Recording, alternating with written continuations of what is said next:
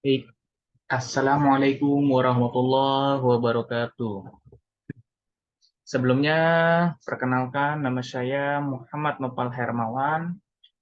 Saya dari kelas MN21H. Di sini saya akan mempresentasikan satu materi yang ada di semester 4, mata kuliah Manajemen Sumber Daya.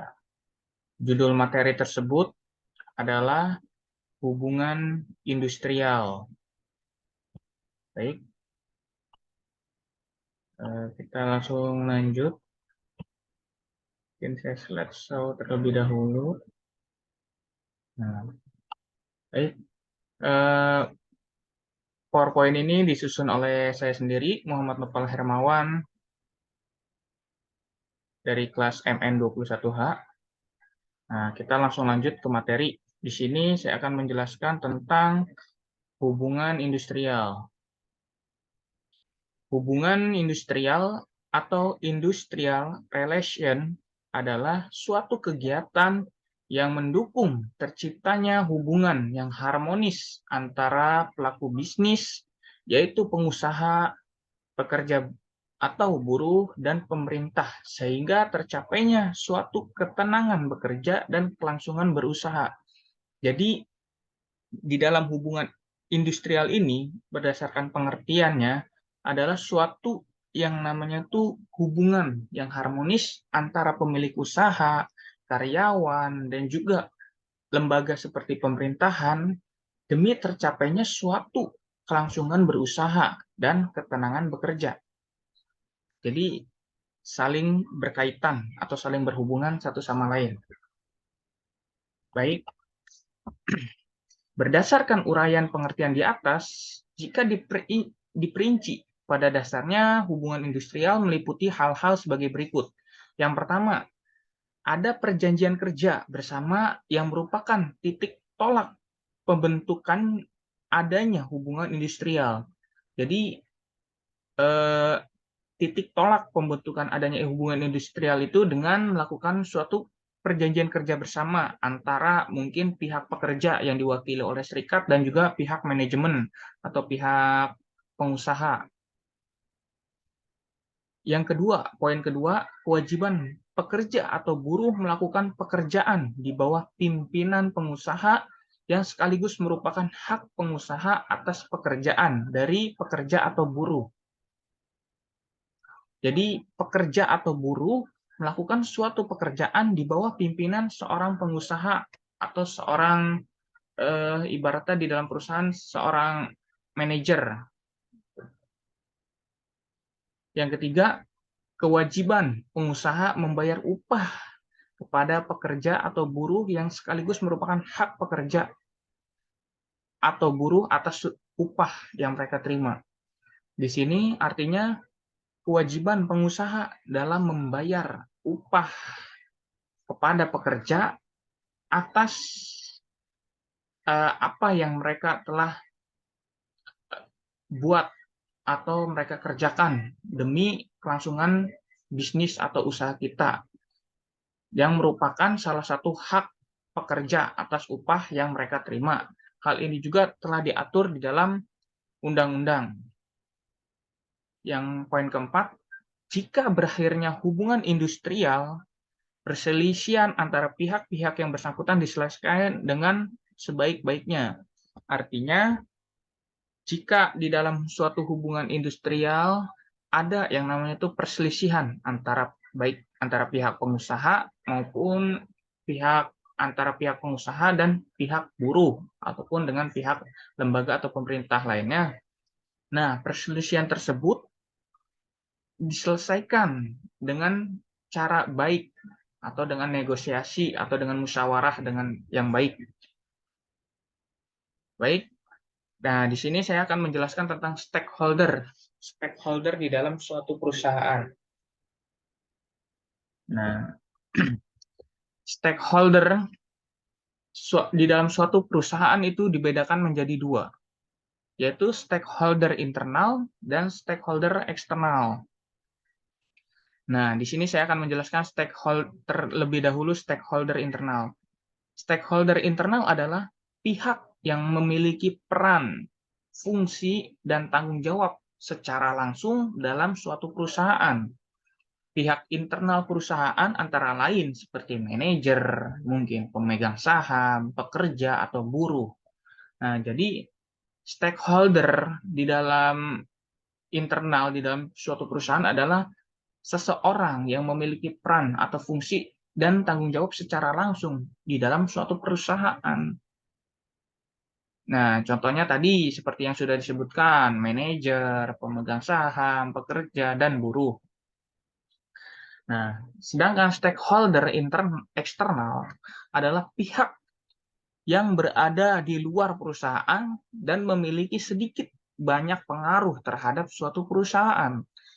Pihak eksternal perusahaan diantaranya adalah konsumen, pemerintah, pemasok, masyarakat, dan pesaing.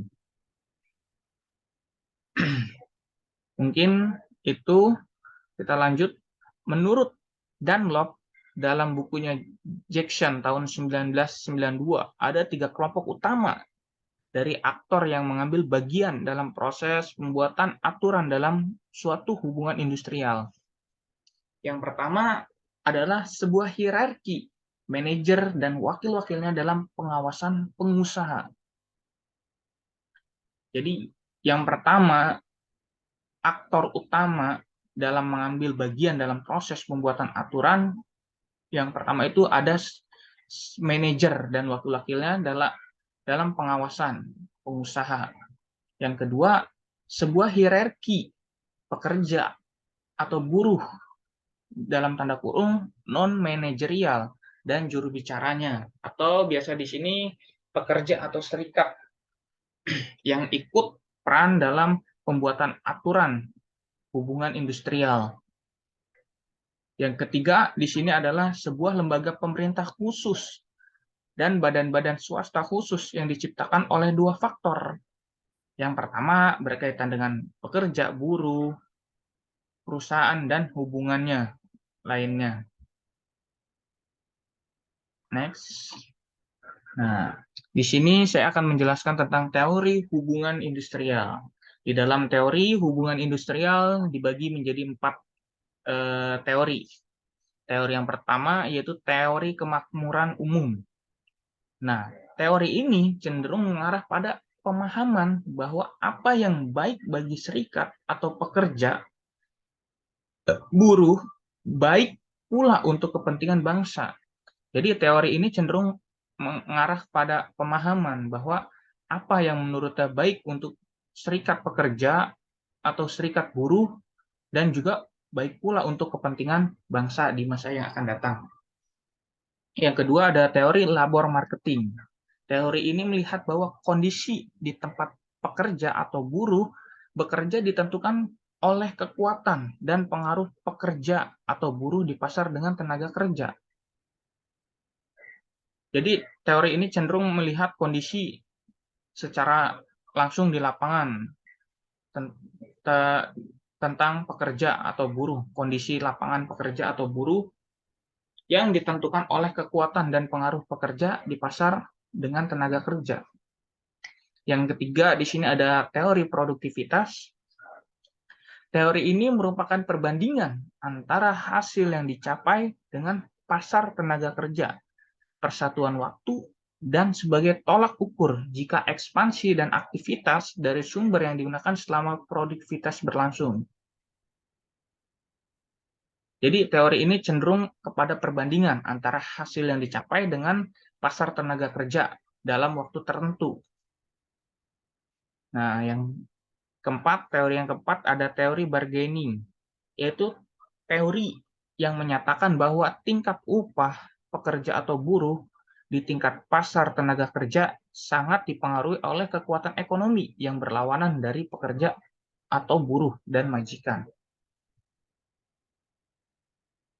Jadi, teori ini menyatakan bahwa tingkat upah suatu pekerja atau buruh di pasar tenaga kerja itu sangat dipengaruhi oleh kekuatan ekonomi dan sangat berlawanan dari pekerja atau buruh dan juga majikan.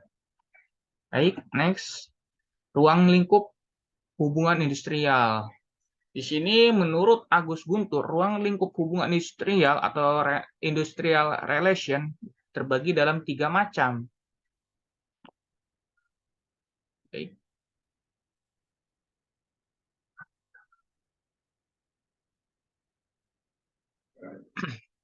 Yang pertama, di sini ada ruang lingkup cakupan. Ruang lingkup cakupan adalah prinsip-prinsip dalam suatu hubungan industrial yang mencakup seluruh tempat kerja di mana pekerja atau buruh bekerja sama dengan hubungan kerja untuk mencapai tujuan usaha. Jadi ruang lingkupnya itu seluruh bagian tempat kerja di mana para pekerja atau buruh bekerja sama dalam melakukan hubungan kerja untuk mencapai tujuan usaha. Yang kedua ada ruang lingkup fungsi. Hubungan industrial dalam konteks ini memiliki 3 fungsi utama dari sisi pemerintah, yakni menetapkan kebijakan, memberikan pelayanan, melaksanakan pengawasan, dan melakukan penindakan terhadap pelanggaran-pelanggaran peraturan perundang-undangan ketenagakerjaan yang berlaku. Jadi dalam ruang lingkup fungsi ini yaitu cenderung menetapkan suatu kebijakan dan memberikan pelayanan serta melakukan pengawasan sesuai dengan yang ada di dalam Undang-Undang Ketenagakerjaan. Nah, yang ketiga itu ada ruang lingkup masalah. Ruang lingkup masalah adalah seluruh permasalahan yang berkaitan dengan hubungan antara pekerja, buruh, pengusaha, dan pemerintah. Di dalamnya termasuk syarat-syarat kerja, pengupahan, jam kerja, jaminan sosial, dan kesehatan dan keselamatan kerja. Nah, jadi ruang lingkup masalah ini adalah seluruh permasalahan yang berkaitan dengan hubungan antara pekerja buruh dan pengusaha. Nah, termasuk di sini yang tadi sudah disebutkan syarat-syarat kerja, di sini pengupahan, jam kerja, jaminan sosial, kesehatan, dan keselamatan kerja. Dan semuanya itu sudah diatur di dalam suatu perundang-undangan ketenagakerjaan. Baik, di sini ada tujuan hubungan industrial. Nah, apa sih tujuannya dilakukan suatu hubungan industrial? Yang pertama, memperbaiki atau meningkatkan persyaratan kerja, keadaan ekonomi, serta status sosial kaum pekerja dan keluarganya. Yang kedua, tercapainya industrial yang harmonis melalui kerjasama antara pengusaha dan pekerja untuk menjamin kesejahteraan pekerja dan pertumbuhan ekonomi dari suatu perusahaan dan negara. Yang ketiga, ikut serta ambil bagian dalam suatu proses pengambilan keputusan secara nasional melalui lembaga tripartit. Nah, mungkin itu saja yang bisa saya presentasikan pada hari ini. Kurang lebihnya saya mohon maaf. Billahi taufiq wal hidayah. Wassalamualaikum warahmatullahi wabarakatuh.